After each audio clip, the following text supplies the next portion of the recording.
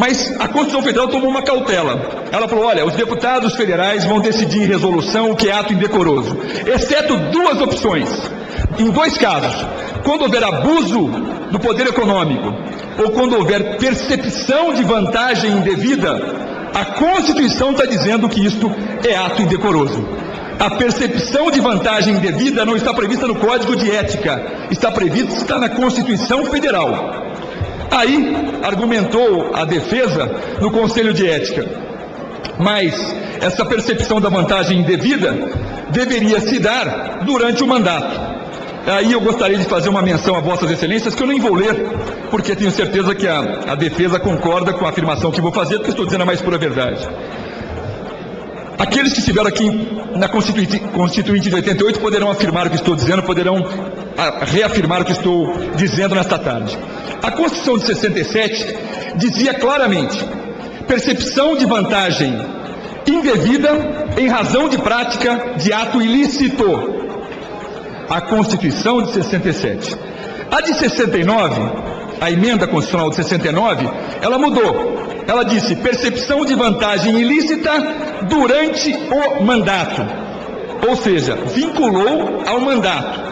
O Constituinte de 88 mudou por completo essa tese e deixou claro: incorrerá em ato de indecoroso perante a Câmara Federal, perante o Congresso Nacional, aquele que perceber vantagem indevida.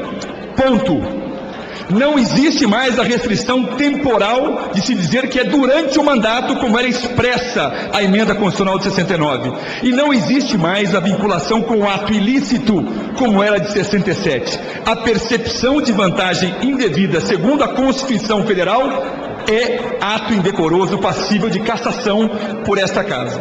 Não me venha a defesa dizer aqui que o Conselho de Ética, a resolução que define o Conselho de Ética diz lá: percepção de vantagem indevida durante o exercício do mandato.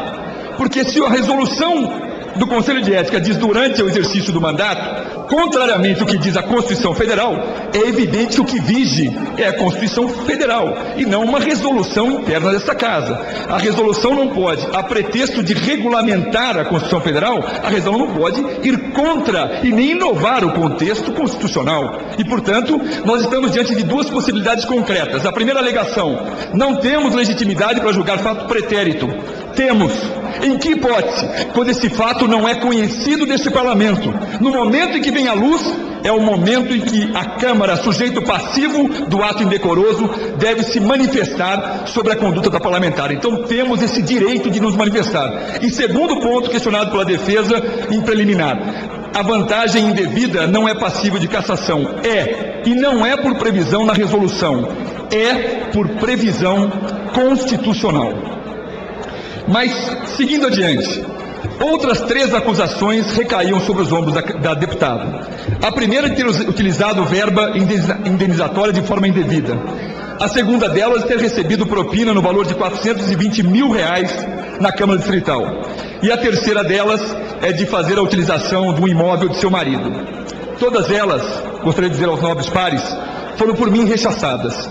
E por uma única razão: não havia comprovação eficaz da prática dessas três outras condutas por parte da deputada.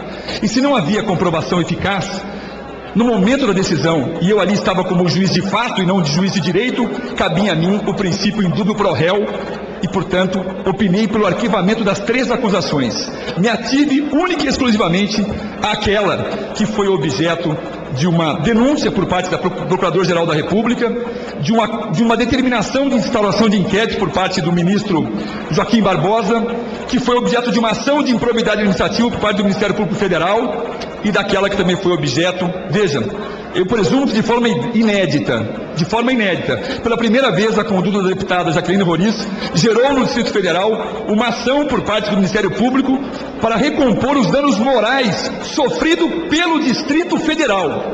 A conduta foi tão aviltante que o promotor pediu que fosse recomposto os danos morais sofridos pelo Distrito Federal, não é pela figura de A ou pela figura de B. Eu espero, senhores parlamentares, com toda sinceridade, que eu tenha podido ser claro na minha fala, de que essa ideia de que nós vamos estar permitindo que todo fato pretérito seja julgado aqui é uma falácia, é uma coisa desmedida, porque não traria, repito, tamanha intranquilidade para dentro desta casa. O caso da deputada Jaqueline Roriz, ele é inédito. Não tem um julgamento nesta casa pelo Conselho de Ética que tenha apreciado uma questão como dela. Não tem um único julgamento do Supremo Tribunal Federal que tenha apreciado um caso como dela. E se eu digo isso, é para dizer a vossas excelências que qualquer menção feita a julgamentos por parte da defesa, ou mesmo da minha parte na tarde de hoje, é sempre sobre fatos que podem ser correlatos.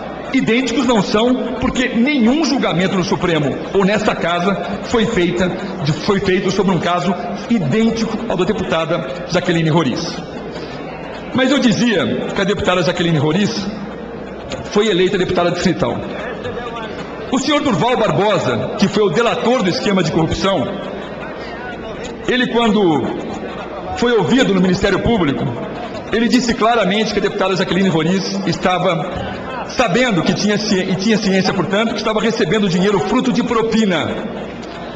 Ele foi claro ao dizer isso, e aqui não vou reproduzir também a fala dele, mas eu faço uma referência a vossas excelências no contexto em que ela recebeu aquele dinheiro. Foi no ano de 2006.